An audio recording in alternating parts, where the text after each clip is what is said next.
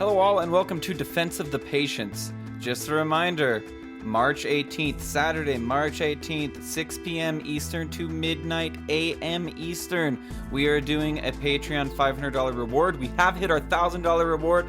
Woo! But we're going to honor our 500 and then we'll move on to the 1,000. Please tune in. We're going to be giving away 6 mouse pads, a mouse, and a bunch of cool stuff. That is 6 p.m. EST to midnight a.m. EST, Saturday, March 18th. Be there, be square.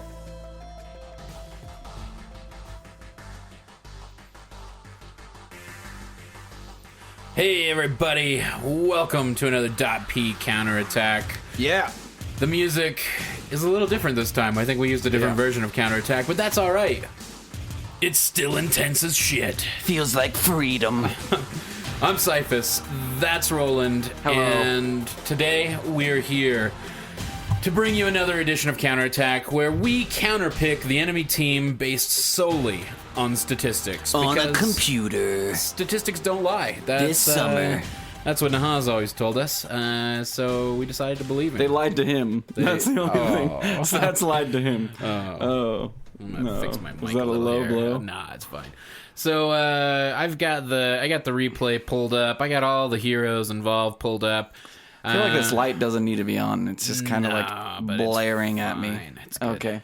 So this week we ended up playing a support and a mid. I ended up playing Shadow Shaman support. Roland ended up playing Death Prophet mid. We'll walk you through a little bit of what happened. I think it's important to understand just the pick phase, how those counter picks were developed, just so you have a little bit of a frame of reference overall. So I did the thing that I did last week, which was I just was blatantly honest with the team. I said, hey, we're going to record a podcast. The purpose of the podcast is for us to counterpick based off of statistics. Do you mind if we have the last pick? Only one of the teammates even responded to that and said, yeah, that's fine. Which was the good one? Well, he wasn't good at the game, but he was at least communicative. He wasn't a complete ass douche. Yeah, as you will come to find out, there were some ass douches in this game. I made that up. The enemy team first picked a Jug, so be it. Our team countered that with a Bloodseeker who plopped himself in the jungle, despite the fact that the one teammate who was communicating with us was hovering over Legion Commander and placing himself in the jungle already. I knew at this point that this was going to be the epitome of a 2K game because we had two people fighting over who got to jungle, and that's never a good thing. The Legion Commander went ahead and second picked, and Faceless Void was second picked by the enemy team. Our team picked up a Weaver to go into the safe lane. So be it. Axe popped up from the enemy team. Now it's our turn to counterpick. With Axe, Faceless Void, and Juggernaut in the mix, the top support pick was Shadow Shaman. Support utility, Monkey King. Monkey King was listed. Monkey King makes some sense. Yeah, I mean... Because he can donk. But I don't want to delve into why Monkey King was a good pick. All right. Well, I would. So we ended up grabbing Shadow Shaman. At this point, we knew we weren't going to get last pick, unfortunately. Obviously, because the... I think I got... I didn't get last pick. I got the last pick for my team. Right. So an Alchemist was picked by the enemy team, and the top mid option... Wait. Denny's telling me, no, Drow Ranger is your top mid option. I'm like, Drow's not a mid. And then he's like, okay, Luna's your top mid option. I'm like, Luna's not a mid. Do you play Dota? Yeah, and then we landed on Death Prophet. So Death Prophet... Yeah, you were going to try and skip over that part, sure, bucko. Sure. Okay? Excuse me. Yeah, excuse me. It was me. It was my... I was full of errors this game. Wait. Fuck you. Fuck you. So Death Prophet popped to the top of the list. That was the acceptable option. So Roland locks in the Death Prophet. The enemy team rounds everything out with a Shadow Fiend. It dropped Death Prophet somewhat, unfortunately, which would have made the top mid pick Viper, which would have been awesome. Would have loved to have seen. I would have loved to have seen how that game went with you on Viper as opposed to Death Prophet. But I feel like I'm a better Death Prophet than I am a Viper. Okay, sure. Viper's just, you just kind of stand there and you like. Out. It dropped Shaman, but not by much. Lich and Skywrath would have popped to the I would top have of the rather list. seen you on a Shadow Shaman. I rocked that game. I Shadow know, Shaman, you did really well. So. I was going to say Skywrath would have been good. Silences actually would have been good. Yeah, it would have been, especially with that void. Although, I was playing Death Prophet, and I have this big giant circle, and when I use it, it silences everybody in it for a really long time. I didn't figure that out the whole game, but upon looking at the game, I realized I could have just silenced fields of people. Yeah. Anyway. So I want to hit some of the highlights of the game before we delve into the meat, the stats of the show. And before we get even into that, we got an email from Mara, Hatakamara. Don't know who that is. Long-time listener, .pog, and she... Still not ringing a bell. She wanted us to delve into some of the statistics behind everything, why these statistical calculations were made, yada, yada, yada. And why we talk about like different. You're gonna yada yada yada Hatakamara? Well, I don't. Wow. I don't have the text of the email in front of me. I'm sorry, Mara. I'm sorry. Forgive me. Don't yada yada yada anybody. I'm gonna yada yada yada. Okay. Yada. So in response to that, or more to the point, she was hitting on us with the Spectre conversation from a couple weeks back, from last week. About the variation, or about stats maybe not, or being somewhat skill biased. Which we talked about how they were. We did, but I can understand why that. Like, we didn't really. Well, how we thought we didn't really pick that apart. We can't say stats are skill biased. I think we but can. But we can say stats are skill biased because that's how stats work. Yeah, I think we can in some cases. But to better delve into that, we're not going to do that today. We're going to dedicate an episode to it, and we're working on getting a special guest to help us to do that. Special guest who doesn't lie. So we're working on that. None of that is confirmed. He doesn't lie. Nothing is confirmed. Why do you do that? Stats don't lie. He might be on that. Well, there are some folks at Dota Buff, too, that might be interesting to get for this and some other folks as well. He doesn't lie. Anyway, we're going to dedicate a stats episode. I gushed about him when he came on the show. We don't know that that's even possible. So, a couple of highlights from this game. It's Nas. That's no. We don't know that that's happened. We have not received a response from him. We reached out to him, though. So, a couple of highlights from this game. My favorite moment by far in the game was I heard you. I had just done a little bit of harass in lane. I had just finished pulling a camp, and I heard you call out that the rune was bottom. Mm-hmm. And I checked my mini map. I clicked over on you. It didn't look like you were moving towards the bot rune. It's too far away. And it didn't look like the enemy Shadow Fiend was either. So I moseyed on over there. It was an invis rune. I had just popped a clarity. I had my shackle up. I had my level 2 Nether Blast or whatever the fuck that thing's called. I had level 3 Spirit Siphon. Ether Shock, maybe? Ether Shock, yeah. It is.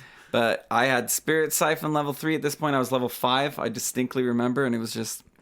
creme de la creme. It looked like we knew what we were doing.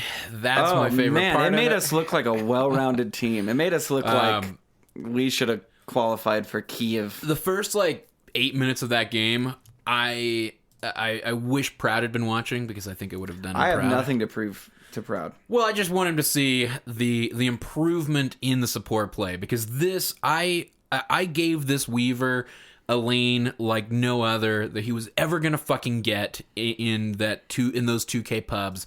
I pulled for him, I stacked for him, I denied creeps for him, I harassed the fuck out of this faceless void. We had an unfortunate trade because I was coming back. He decided to aggress when I was coming back from the mid gank, which went super well, which got us the first blood actually. Yeah. So we ended up trading him for the offlane Faceless Void. Wasn't ideal, but it was all right. We still owned that lane really hard, and he definitely did not get as much out of it as the Weaver did, or at least didn't have the opportunity to get as much out of it as Weaver very, very much so did. Mm-hmm. Then that game kind of devolved. This is where I was waiting. Let's not talk at all, except for now, Okay. about how fucking awful our team was, okay? Yeah. For the rest of this episode, No, I don't want to agree. hear out of my own mouth or yours I agree. how fucking terribly awful they belong in prison IRL. The Weaver, Bad they were. definitely, because he just started.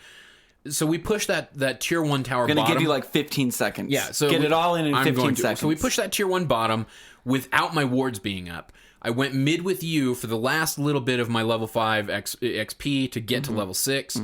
You and I pushed up. We took the mid tier 2 tower. Those 2 towers fell maybe within 25, 30 seconds of each other. I mean, or as long as it took for me to walk over, get the XP, walk up, and throw down the wards. Yep. We were crushing it with push, and we didn't even have to use Death Prophet ult to snag that tier 1 mid. So we were down. We got 2 tier 1 towers out of the way. Easy. And what Weaver did is something I see in 2K pubs and pubs below 2K all the fucking time, and that is this stagnation in a lane. His lane was 1. We had done exceptionally well in that lane. And what he did was continue to push it up on his own, and he continued to push up to that tier 2 and be out of position. Tier 2 would push it back, and then he'd push it back up. And the thing about Weaver is he's really fast, but when you confine him to a small box, he's just bouncing around all the edges. The enemy team had ways to deal with him. The Axe had gotten some decent Axe farm. call is the ultimate way to deal with a Weaver. Right, and so Axe would blink in.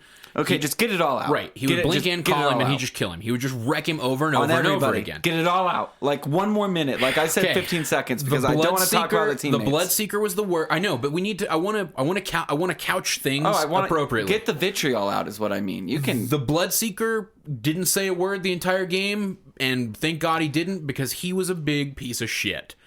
He fought over the jungle to begin with. He didn't do anything with it. We almost had 2 junglers, a Legion and a Bloodseeker. He didn't do anything with it. He never ganked mid. He never ganked bot. He never rotated to another lane. He kept jungling, himself. And he was all about himself. And he would dive into situations where there'd be 4 people, and he'd be silver edged, and he'd just be like, "Yep, I can kill somebody," and no. He couldn't. Right. Without thinking about the return kill that the enemy was easily going to get, he would, and it was awful. It was that one, feeding one man after another into a group of enemies, and he was the leader of the dipshit parade, taking people on in, calling them on in. Let's do it. Remember that time when I was like, if Gaben gave me the banhammer, I would be responsible. Like, I know power corrupts people. I really feel like I would use it well. Bloodseeker would never be allowed to play Dota 2 again. I wouldn't have even used it on Weaver. Weaver, I would have allowed Weaver to continue playing. He can learn the error in his ways. So Weaver was feeding a lot, and the worst was that he started blaming you and me. He called me a knob, knob, an NOB, and I said, no, that's KNOB. Thank you. Yeah, he really appreciated that. I did. But yeah, and then he went into, and when he realized that our enemies were Spanish speakers, he proceeded to just reference Death Prophet as mierda. Yeah. Over and over again, of course. I hate them. Yeah, I hated those. I hated those two. The Legion commander was bad in that she was really slow with the duels. Oh my god, yeah, she was. That faceless void where I was like, oh, you're not level 6, that's why you're not dueling. And then I click, it's level 8 Legion. I'm like, dude, dueling. It's like, I'm not going to get the win. I'm like, it doesn't matter. Right. We're going to kill the guy. Yeah, that was painful. That's a huge because disable. He just time walked away and got away. So that was really painful. I saw him duel him or her duel quite a bit. Was a good person at least. Yeah, Legion. Bad at Dota, good person. Yeah, and that was the downside. It was just like Legion was willing to group up and do things because we had a push team. It wasn't our intent to have the push team, but my God, did we have it? And we would take a tower instantly. You would drop Shadow Shaman wards, and I would exorcism and Yule's myself, and by the time I was down for my tornado, they were dead. I think ideally what we would have done throughout that game is we would have grouped up, and even if we on exorcism, probably. On exorcism, exorcism wards, some combo of the two. And even if we dropped both wards and exorcism to just obliterate a tower and back out, didn't matter. Who gave a shit? Because we could go back and farm every at 70 that point. seconds an objective. Yeah. Who cares? Yeah, and the gold was piling up on our side. We could have gone back and farmed from there, grouped up, and done it again. I think our biggest mistakes were trying to go high ground without getting a fucking Aegis first when we absolutely could have. Dude, we had 3 Roombas, okay, I know. they just Roomba'd around the map, okay? And then we had you and I. know. They were just, and when they'd hit a wall, they'd bounce off the wall for like 7 seconds, and then they'd find a new path. Like, that's literally what happened. It was one of those games that was really frustrating, and it's only compounded by the fact that you get assholes like the Weaver who explain to you that this is why you're 2K. No, he said regressa a 1K. Yeah. So this like, is why we're you're going to to be regress 1K. to 1K. This is why you're 2K. You're shit. Yada, yada, yada. And it's like, blah, blah, blah, blah, blah. Fuck you. That's it. Anyway, I'm done. Yeah. Enough about them. Same here. So, to get into the meat of the episode, why we think the stats told us that we should be doing this. Let's just do a general overview of Death Prophet. She's 98th in popularity for pick rate. She has a dismal 42.59% win rate. That sucks quite a bit. Look at how weird her build is. Trending guide is phase boots, Yule Scepter, hood, just a hood, a cloak, Octarine Core, Aether Lens, and that cloak never builds into anything. It's just, get a cloak. That's a trending guide. Get a cloak. I mean, it's one player, you know. But it's a trending guide. I feel like a lot of people have to do that in order for it to be trending. We could see no, it's literally just one player. It's just a popular one that people. Well, why do they say it's trending? One person does it and he's trending. Yeah, and then Tranquils, Yules, Ghost Scepter, Octarine, BKB. Well, Octarine makes sense because you get double steal on the Spirit Siphon. You get health plus health, I think. Yeah. And anyway, then lowered cooldown on Exorcism. Shadow Shaman fares a bit better, 72nd in popularity overall with a 50.58% balanced win hero. rate. Yeah, when you say 50%, hero. I'd say balanced hero. Yeah. And it was fun. I will say that it was a really fun Shadow Shaman game. He's a really good hero. So let's run through Juggernaut. We got the Juggernaut was definitely a part of why those 2 heroes were popping to the top of the list. I'd say. I need to go down here and pull this up. This is what I should have done in advance. So, you want to kick it off with Death Prophet? This is her win rate and her advantage. So, Death Prophet's win rate overall is 42%. Death Prophet's win rate against Juggernaut is 42%, but a 0.4 advantage over Juggernaut. And what I have to say to this is more items than anything, in my opinion. Omni Slash, Yules. I think that is a big reason why Death Prophet, because Death Prophet is like the quintessential hero for Yule Scepter, in my opinion. Yeah. One of them. So anytime, and I fucked it up so many times where Jug would be like, he'd be like, I'm gonna Omni Slash you, and I'd be like, Yules, and then I'd fall for my Yules, and then he'd Omni Slash me, and I'd be like, damn, wrong order. But then there were several times where he Omni Slashed me, and I Yules, and I was fine. Also, he wants to get in your face. Death Prophet doesn't mind it too much. Life Leech kind of helps. She can Life Leech. She can silence him so he can't spin. Yeah, that's true. Silence is always good against Jug. And she can do a little bit of a nuke with Cryptstorm. And also, Life Leech does not go through spin, though, No, right? it doesn't. Yeah. But it will stay on if he's spinning. Right. I don't think it's taking any damage, though, when he's spinning. Right. It just stays and you're not gaining on, any life. and I'm not gaining any life. I think another big thing is when he's spinning, my ghosts are still doing damage because they're physical. They're not magical. That's right. Yeah, that was... And I noticed that, actually. Yeah. There was a kill that we got because of it. Yeah. Where he was spinning away and my ghosts were like, I'm gonna get you. Yeah, and it just didn't it didn't matter that you weren't near him. You just had to keep the ghost in range of him and keep the vision on him. So I think really it comes down to 3 things with Death Prophet having a small advantage over Jug, and that's items and Exorcism and a silence. And probably 3 things. Items. Jug's a good hero right now too, so I think that kind of explains why he doesn't have or why she only has a slight advantage over him. Well, I mean, that's almost negligible. 0.4%. Jug. Click on Jug real quick. What's his overall win rate? 50%. So Jug is a balanced hero. Death Prophet is an imbalanced hero, as in the bad way, not like imba like good, imba like bad. So So in terms of Shadow Shaman, Shaman's win rate goes up slightly to 50.71% over Jug, and has a 1.01% advantage over Jug, according to old Dota buff. Why do you think that is? That's relatively close.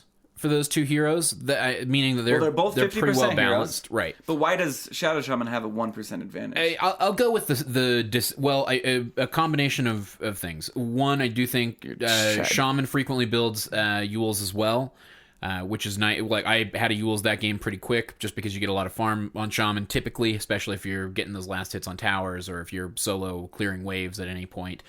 So you will rake in some farm just by the nature of the hero.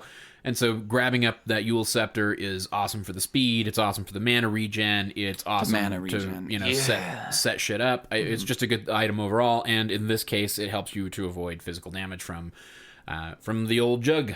Yeah. So items, I think, play into that a little bit. On the flip side, I feel like very smaller than two of your abilities, which is right. Yeah. The Hex Shackle obviously are huge. Making it so he can't spin. I mean, you can Hex, get your distance, shackle, and then kill him, but so he can't spin away. The issue still there is that if Jug gets the spin off first, or if Jug gets an Omni off before I have my items, and he kind of gets ahead of me and ahead of the team. You have more range, though. That's the only thing I'd say is you have more range to pop out of the trees and hex him. Right. You have more range to it's pretty obvious when a Jug wants to Omni Slash. He's like, phase boots are on and he's face running after you, and then you're just like hex. Shackle. So, I mean, I think it just depends on who gets the drop on who for the most part, or if Jug is able to work himself into a situation where he can get that's a pretty big, as far as advantages go, that's not a huge advantage. Look, 1.92 is the biggest for Shadow Shaman, so that's he's like, what, 7th? I think Shadow Shaman is actually exceptional versus Jug. Yeah, and I think it's just the stack of disables more than anything. It's the fact that you can keep him disabled for, I'd say, 7 seconds if you were to time it perfectly. Max level, that's 3.5 on the Hex, and then 5. So 8.5 seconds if you were to be perfect. Yeah, but that's single target again, which is always tough. But sure, it's a slippery dude. Juggernaut is a slippery guy. Yeah, so. For sure. So I think that kind of covers old Jug. Yeah, me too. Faceless Void. We'll work it backwards this time. So I was laning against the Faceless, obviously, and I felt a considerable amount of power over the Faceless. I feel, once again. Especially during the laning phase. Before he gets Chronosphere up, Chronosphere is one of those dumb abilities that just, it's obvious why Chronosphere rocks anybody. It doesn't matter who you are. It's just good. Sometimes it can be bad, but I think the biggest thing in laning phase to take into account is how long it takes to time walk. Because he's building up levels in time walk. Right. And level 1 time walk is like a 30-second cooldown. So, your harass means a fuck ton more. And I was able to harass him quite a bit. With just a single clarity on me, I was able to Ether Shock quite a bit. And when the time came to get a kill on him, especially because I was able to zone him so effectively, and keep him from getting that level 6 pretty effectively. When the time came to get a kill on him, I had the disable. I had the CC to keep him down. Yeah, and also he takes a big nuke. You hex him. He only click on Faceless real quick. How much time does he have to disable the damage on time walk? Last 2 seconds. 2 seconds. So he has to. If I manage to Ether Shock followed up into a Shackle or a Hex, he will not take. He will still take the damage. He will permanently take that damage. Yeah, even at let's see at level. So I need to probably Shackle first. Yeah, typically. Shackle. So if you Ether Shock Shackle, even if he has a time walk up, he is going to take all that damage. Right. Except the Shackle damage that's happening. Right. In and between, hopefully you're following up with a Hex or vice versa on either of those. Sure. But yeah, so when the time came to kill him, I felt it. I felt it in lane. Yeah. I felt like I was dominating. Makes a lot of sense. Up a little bit. Yeah, it was well worth it. Yeah. It was just a damn good time. It was actually a damn good time laning against that Faceless, I'll say. I felt like I created. It's so cool to it feels like I'm building pathways in my brain to be like, oh, Faceless, I'm gonna pick Shadow Shaman. Yeah. You know what I mean? Because so many times I'm sitting there staring at the screen like, Faceless Void, what do I pick? Lich? No. Well, don't get me wrong. The other top picks there were Lich. They were Skywrath. I'm just saying it's cool to know that Shadow Shaman is a good hero and is good against Faceless Void. Yeah, for sure. Just point blank. So let's take a look at old Death Prophet versus the Faceless. Okay, makes sense. So, wow. So Death Prophet, as we've stated previously, 42% overall win rate, 45% win rate against Faceless Void. One reason for this. With a 1.05%. With a 1.05% advantage. Silence. What does Faceless Void hate, especially now that he's been reworked? The fact that he can't. So basically, we can have say it's me and a lion, and lion finger of death's faceless, and I silence him. You just took that damage, bud. I would think the other big thing is that you probably have more survivability than most heroes in Chrono, because if you get life leech off. Exactly, and that was the next point I was going to bring up, is if I life leech him, so he runs in, and I life leech him, and then he chronos me. Well, he's still losing health, I'm gaining health. So he's having to, it's a treadmill, but he's in a backward escalator, and he's trying to walk up a backward escalator, and it's just, you can do it if you work really fast. He has to get a really good chrono on you to kill you if life leeches off. Or he has to be dishing out quite a bit of damage. And it's so easy to silence him. It's not like I even have to point and click him. I just have to in an area. Yeah. And he's silenced, and then my team can kill him. Or if Shadow Shaman Shadow Shaman Jesus, oh my god. Shadow Shaman Death Prophet. You ether, you shackle, I silence. He's half health. Yeah. I Crypt Swarm. He's even worse off. I'm Spirit Siphoning the whole time. We can kill him very easily. Yeah, his strength against Death Prophet, I feel like probably has to do more with the team comp surrounding those two heroes than in a straight up one-on-one fight. Yeah, it's more. I think the biggest thing is also Yules. I can Yules him and silence him as well. So if he wants to get away, if I see he's getting away, I can hurry and phase boot up to him, Yules him, second he drops, silence him. He's not time walking away. My team can catch up, my team can kill him. I allow my team to kill Faceless. Yeah, I agree. I'm with you. That matchup makes a bit of sense. It's unfortunate that I guess it's just unfortunate that her win rate's so low. That she feels that weak. I don't know. Let's stop. Let's pause for a second. Why? What do you think it is? So Twitch chat was blaming her skill tree. Oh, really? I don't know. She was bad before. She was bad before 7.0. Yeah, let's go see. back. Yeah, go back to 6.88. Just look at her win rate in 6.88. Can't you do that? Let's see. I don't think I can. Or if I can, I don't know how. I know you can do that. But I know that... Okay, so 4% spell amp, 8% magic resistance at level 10, 100 cast range, minus 1 second Crypt Swarm cooldown. That's actually really good paired with your Octarine Core. That means every 2 seconds you can Crypt Swarm, which is your Q. So that's actually something that I realized. I took the 100 cast range, but I realized, oh man, I could be Crypt Swarming constantly if I would have taken that minus 1 second Crypt Swarm. Would you have tacked on the 10% cooldown reduction? Hell just for yeah. the fuck of it? Hell yeah. And then 6 spirits, I think. I mean, maybe health. I don't know. I don't think that's the inherent thing. Here's the problem. I think that she was way too good when it was pure on her E. So her E went to magical. Spirit Siphon. E. And before it was pure, it was too good. Now it's magic, and I remember some pros saying that was actually a buff to her because it meant that she could build Veil and she could build stack Veil. the damage. But how about just not having Veil and just getting pure damage? You know what I mean? And going through all resistances. Because that base 25% magic resist isn't there. Well, the bigger cannot cast multiple on the same target was probably the biggest nerf to her. Well, that I don't think you ever could. Yeah, you could.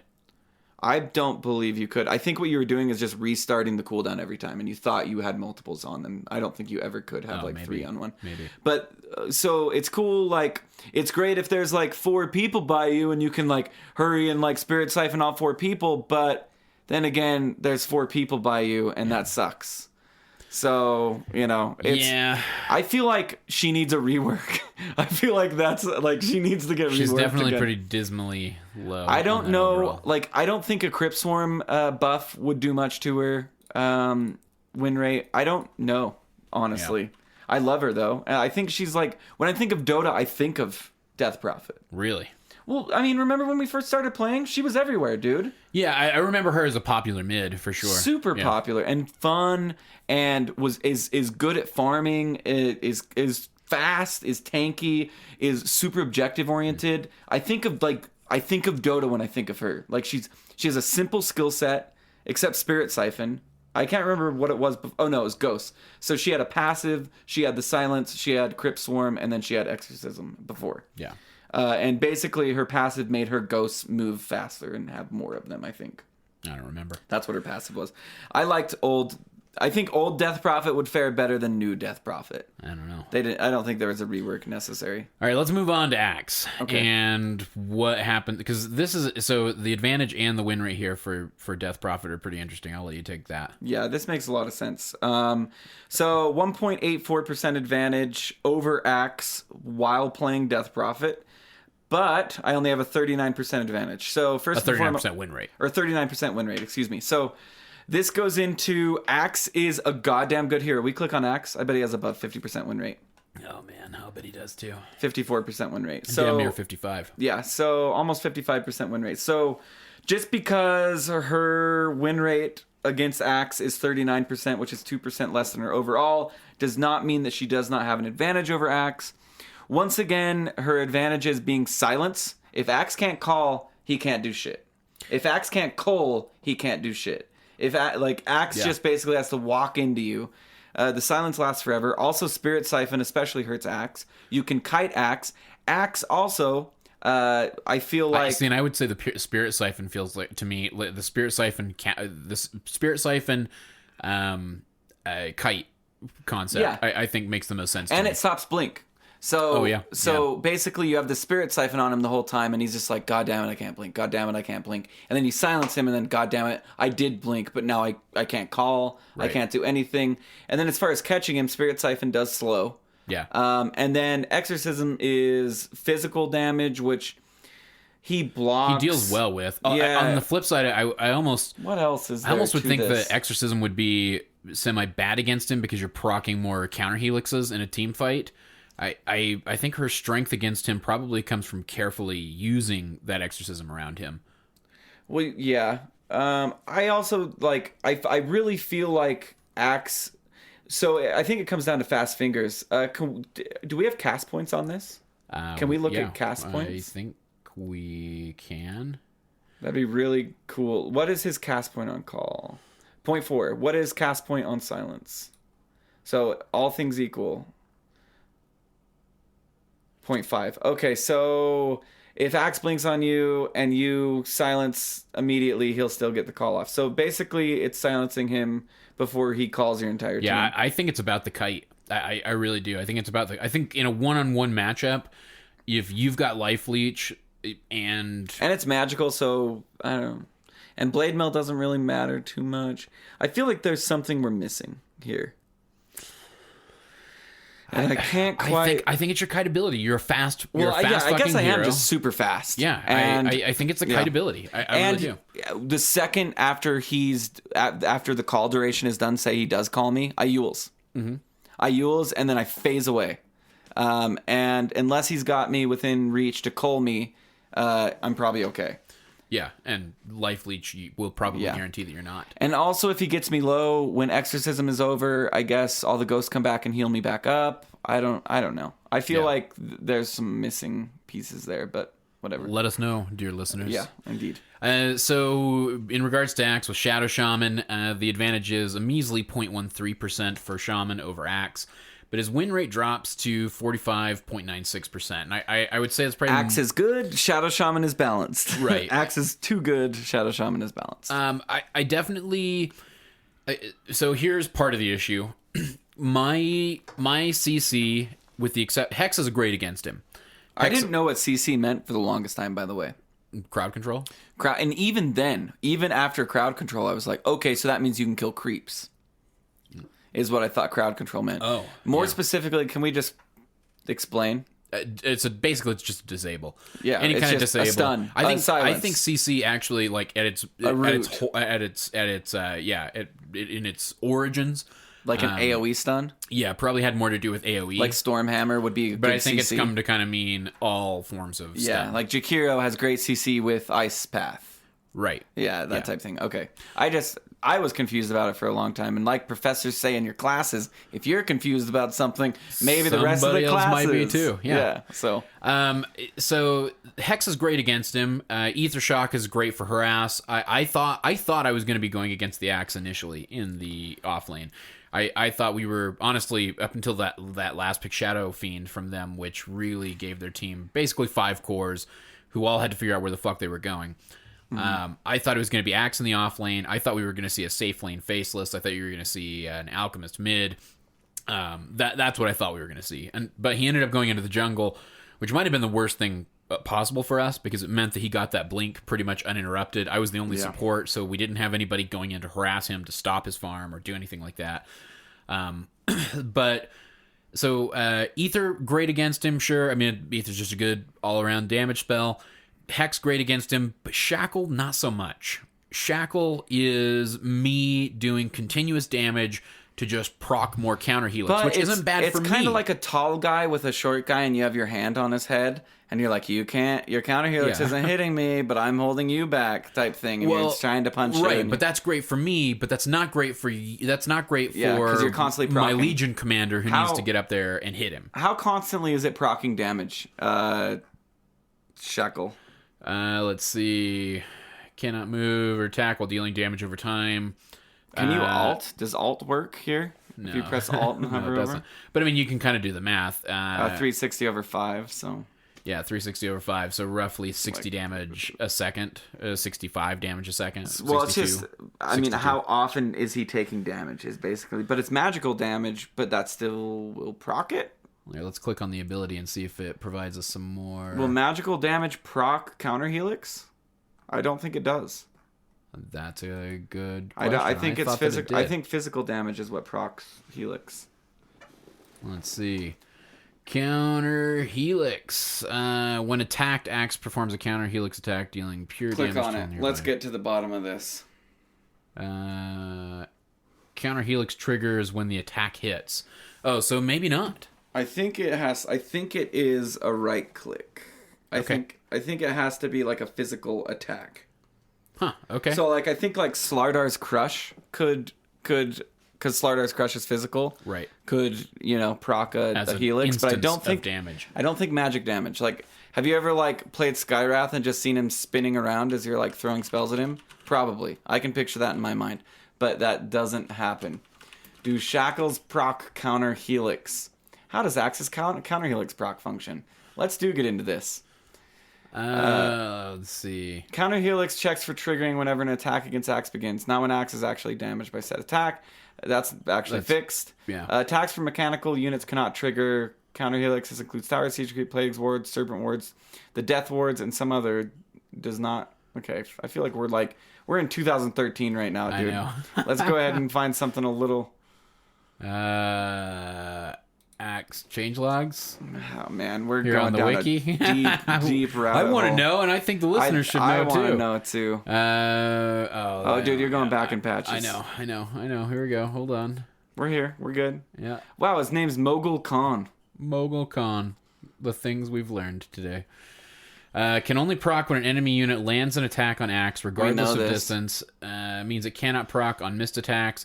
Secondary attacks from Moonglaive, Death Ward, Split Shot, and Flat Cannon cannot trigger. That's cool. Can proc on the secondary attacks from other instant attacks, which would be...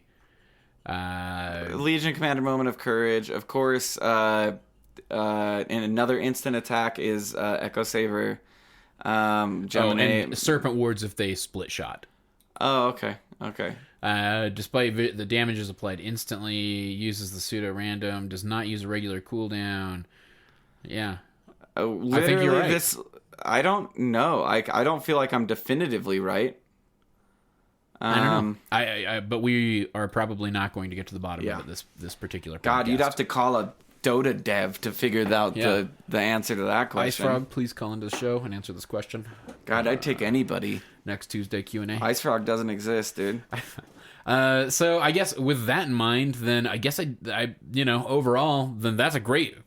I take it back. All my CC is awesome against Axe. Yeah, I mean, of course, I have a 1.84% under advantage. the presumption. I mean, this would be something super easy to test. Yeah, it was really nice. I will say it was nice with Weaver, regardless of whether the counter helix was going off or not. And probably would have been awesome with you if we ever could have isolated Axe, but with you, Weaver, me, and even just those three, we probably could have taken him down pretty quick with all of that disable.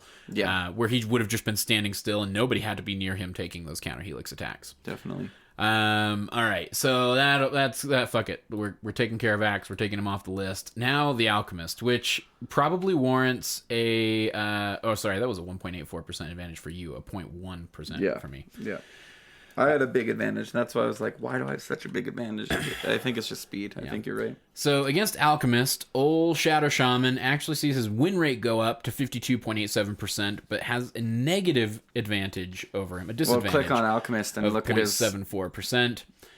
Yeah, Alchemist is in bad shape. Well, not that bad, but 47%. Yeah, 47. It's not great. Still 48th in popularity though. People loved farm. Because gold is fun. As far as the disadvantage goes, I don't think I could point to anything specific in this game. I do think it's worth noting that the Alchemist that was playing in this game was really bad. Yeah, he was an off-lane Alchemist, wasn't he? He started off lane then went to the jungle. And then he still ended the game with 40k jungle. net worth. Yeah, well, did you ever see him in a fight? No, but he still ended the, because all he did was, he literally just farmed. Still, that was insane. All he did was that was farm. like more than our entire team's net worth is what he ended at, and he did shit all. Yeah. I think it's fuck all. But yeah, I so keeping that in mind, I can't really point to any personal examples there. I'll say, obviously, his Alki's fucking ult would be miserable to shackle him in the middle of that ult and be like, oh, great, I've delayed the inevitable. It's doing nothing. Also, you're probably standing in acid. Probably I'm standing in acid. He stuns you. He can close distance on you. And he hits pretty hard if he's farmed. Can he manta off a shackle? I don't think so. He can manta off your hex. I know that. You can manta a hex off? I believe. What? I'm going to go ahead and say I want listeners to write in 70% confidence. I feel maybe not. So I honestly I can't attest to that. I don't feel like I learned anything about the Alki. I feel like you're Shadow just standing Shaman. in poison and you have a low health pool and it hurts. Yeah, and you're right. The disable requires me to be standing still and channeling, which blows. And he can cut through your wards really easy. Yeah, he attacks super fast. He attacks super fast, and he regenerates really quickly, so he just pops ult and just kills your entire Serpent Ward colony. Yeah, he could work as a pretty effective your snake pit D-pusher in that regard. But over on to... sorry. Asshole. Over on to the Death Prophet v Alki matchup.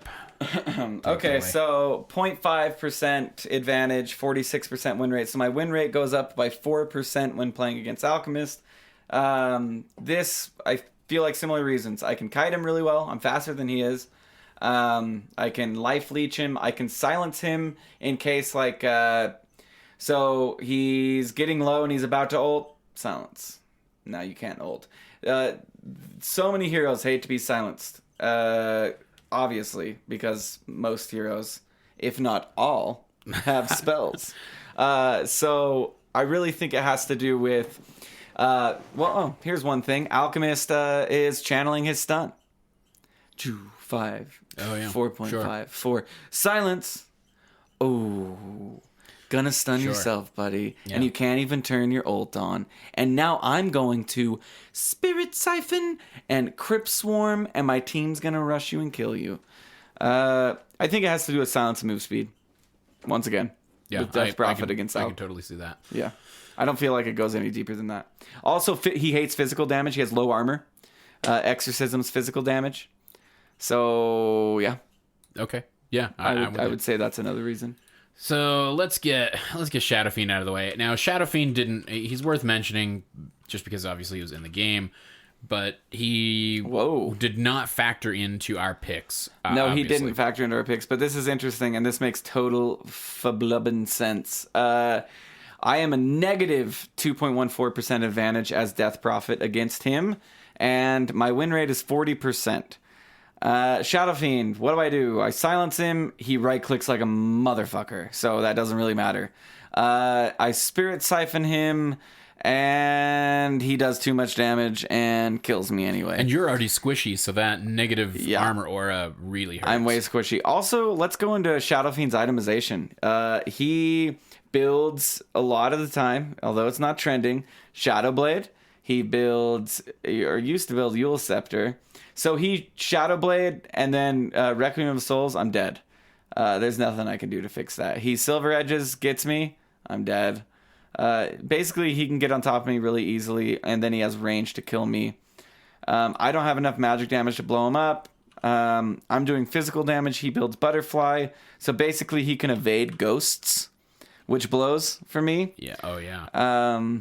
Yeah, Shadow, and if I don't silence him and I try and like walk up all close and like I'm gonna Spirit Siphon you, he just raises me and I die. So yeah, I feel like definitely just wrecks me. Yeah. Shaman versus Shadow Fiend is 0.2% advantage, only a 50. His win rate goes down slightly, 50.29% over the Shadow Fiend. I think this maybe is more a testament to the balance of these two heroes. Even though I know they're both 50s. They're both 50% win rates. I didn't notice anything too crazy versus that Shadow Fiend. If we were able to catch him out, I mean, like obviously the gank in that game was awesome. We were able to get the drop on him. The shackle kept him there for a long goddamn time while people were dishing out damage. He's somebody who doesn't want to die, and more so than most heroes. So being able to isolate him like that and have that single target CC is pretty fucking helpful. Yeah. But that's probably about it. Other situations... Yeah, your advantage is because you can shackle and hex. Right. That's your advantage. Yeah, and if I shackle and hex in the wrong instance, then I'm fucked. If I shackle and hex in the right instance, he's fucked. But the thing is, you can also like pop dust and then hex when he's about to Requiem. When he's in the... I'm gonna pop my souls, and then hex. And That's start true. over. That's true. Or shackle and start over. So... All right, so before we close this episode out, now that we've done 4, these are 4 in. Yeah. We've counterpicked in 4 games straight. We won 2, we lost 2. Mm-hmm. I feel like we could have won that game with I thought for sure we were going to win that game. At one point I made the declaration, okay, I'm going to start doing silly shit because this game is so in the bag. Although I didn't. I just kept getting blink called. I wonder... where do you feel like the value is in the show thus far? Now we're 4 episodes in. Do you find yourself building 100 episodes in? That's where the value is. 200 episodes in. Okay. When I can continually go, if I can look at a hero and say, these 4 heroes I know are good, and have maybe a reason why, and a that reason you've at least why, attempted to work out. This I feel like the more episodes we do of this, they're gonna at least help me. I don't know if they're gonna help you guys. I don't really care. I have fun doing this show because I get to play Dota and I get to talk about Dota after, so it's great. But do you ever feel like we get a little repetitive? Because that's been, when we get repetitive on an individual episode. So I feel like multiple times on individual episodes we found that the reason our heroes are good are for the same reasons they're good against other heroes in that instance. Right. And we either find exceptions to the rule or otherwise. Like in this instance, Death Prophet was good because she was fast.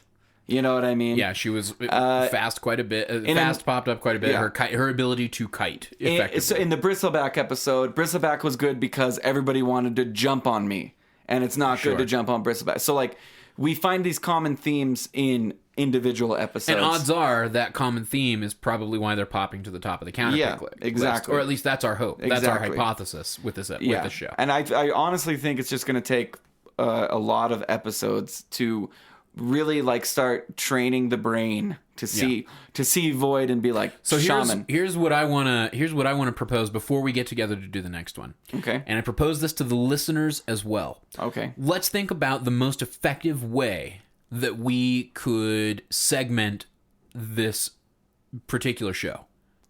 You know what I mean? Okay. Because and admittedly, you and I, we intentionally hold off on talking about this before we get into the episode, because we want to be having this discussion for you guys live. We want to be thinking about this live and coming up with and trying to force ourselves into that and we'll thought find process. some obvious ones, like maybe they'll pick a PL and I'll pick an Earthshaker or something. Like maybe there'll be obvious ones, or a Broodmother into an Earthshaker, or Broodmother into. But I guess I mean more, is there a way we can clump this information and force ourselves to think about it that's more effective? Should we be talking about this before we record? Well, we don't. You know what I mean? No. We don't know what we're going to pick before we record. That's the whole Right, no, point. but I mean in the interim, in the in-between. Oh, that would make us better, but no, we'll get better after. And then after, no. Okay. I like the format. I really like the format. I'm just positing, because I want to make sure I feel like reaching our trial mission. by fire, because really, what if we're talking about it before the game? Then it's not going to be interesting, because I'm going to be like, oh, I knew before the game that I just needed to use upon Omnislash. I mean specifically before the recording. Yeah, I know. Obviously, we play the game first. No, I like just braining it out with you live. All right. I think that's the way to do it. Like we've always said, we don't believe to be 100% correct. And many of you will disagree with us, and good. Because we're not right. This is just what we're braining out to you. This is our opinion of why we think we are strong against certain heroes and certain heroes are strong against us. That's right. All right. So I think with all that said, let's close this bad boy out. Do it. So first and foremost, we recorded this show on a Tuesday night. So if you guys are looking for the VOD, it is on the Twitch from Tuesday afternoon. Go scope that out if you want to check out the game specifically and see what happened, and watch me be mad at Roland for about 20 minutes while he goofs around. I did less goofing around. You did less goofing. There was a 10-minute period in that game where there was a little bit of fucking around. Yeah, well, there always is. Yeah. But it came back when you realized that we weren't necessarily going to win. Then I said, for sure. Did anybody ever ask me if I liked to feed? Yeah. And no one ever has. They just get mad at me for feeding. It's like, well, why don't you ask me if I like to do it? Yeah. And the answer is I do. Oh, okay. You do. Okay. I like to feed. Yes. That's what I wondered. Yeah. Yeah. Okay. Good. I'm glad that's settled. So you can scope that out there. Also on Twitch, twitch.tv/.ptv. Tomorrow is the Patreon reward stream. You heard a commercial for it at the start of the show. We had to reschedule it. We apologize for the inconvenience for those who were planning on tuning into that. But it is going to be bigger and better than you could have ever hoped if you tune in on Saturday. We're going to be doing giveaways all night long. We're going to start at 6 p.m. Eastern. The first giveaway will start at 7, and every half hour after that, we will give away something new. We're going to be giving away Dota 2 mouse pads from the Valve store. So if there's a Dota 2 mouse pad you've had your eye on that you want to scope out, go check it out. Let us know. Let us know which one you want, because you might win it. You might get drawn. Although we have to go through We Love Fine to buy it, which I've heard just terrible, horrible stories. Oh, no. And so about We Love Fine. But yeah. Well, I will say I have that Radiant side Dota 2 mouse pad, and I love that thing. It's Did big. it come quickly? I bought it at TI. So I got it right the day of. I've heard horror stories about the mail thing. Oh. But We Love Fine. Yeah, We Love Fine just put out a PR statement and said that they fixed it all. And everything's going to be fine, because they love Fine.